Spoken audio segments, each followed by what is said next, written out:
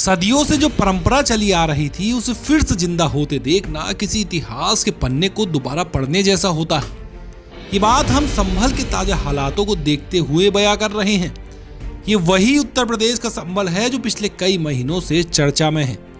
दरअसल योगी सरकार ने धर्म स्थलों पर लाउड स्पीकर की तेज आवाज को लेकर सख्ती बढ़ाई और प्रशासन ने यह साफ कर दिया कि ध्वनि प्रदूषण के नियमों का उल्लंघन करने पर कड़ी कार्रवाई होगी। कोई भी माइक का प्रयोग नहीं होगा। 50 डेसिबल से ज्यादा रेजिडेंशियल एरिया में आवाज नहीं होनी चाहिए। 50 डेसिबल का अर्थ होता है अब मैं बोल रहा हूँ वो 70 डेसिबल है।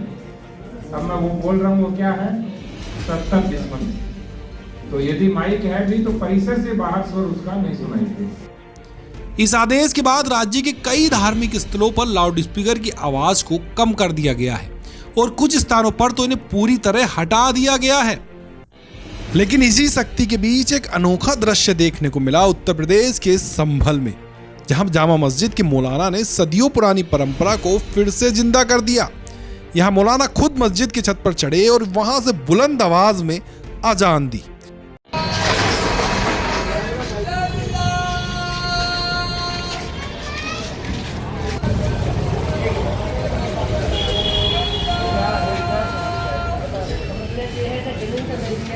और मजे की बात यह कि ये वही जामा मस्जिद है जहां 24 नवंबर को सर्वे को लेकर हिंसा भड़क गई थी, लेकिन अब वही मस्जिद फिर से चर्चा में आ गई है, इस बार अपने सैकड़ों साल पुराने अंदाज में अजान के कारण। वीडियो में साफ देखा जा सकता है कि मौलाना छत पर खड़े होकर अपने हाथों से मुंह को कप से ढकते हैं ताकि आवाज दूर तक जाए। पुराने जमाने में जब लाउड स्पीकर नहीं होते थे तब इसी तरीके से मस्जिदों से अजान दी जाती थी। इतिहासकारों का मानना है कि इस पद्धति का इस्तेमाल प्राचीन काल से होता आ रहा है। दरअसल संभल में कुछ दिन पहले एक मस्जिद के इमाम को पुलिस ने गिरफ्तार कर लिया था क्योंकि उसने लाउड स्पीकर की तेज आवाज में अजान दी थी। इस घटना के बाद से वहां के धार्मिक स्थलों पर सख्ती बढ़ा दी गई।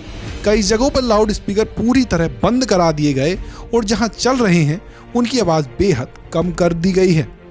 इस पूरे मसले पर जामा मस्जिद कमेटी के लोगों का कहना है कि वो अदालत के आदेश का सम्मान करते हैं, इसलिए उन्होंने माइक का इस्तेमाल ना करने का फैसला लिया है।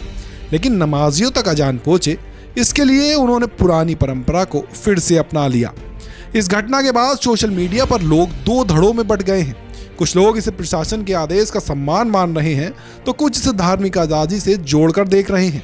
मगर एक बात तो साफ है कि धर्म और परंपरा को निभाने के लिए लोग हर संभव रास्ता निकाल ही लेते हैं।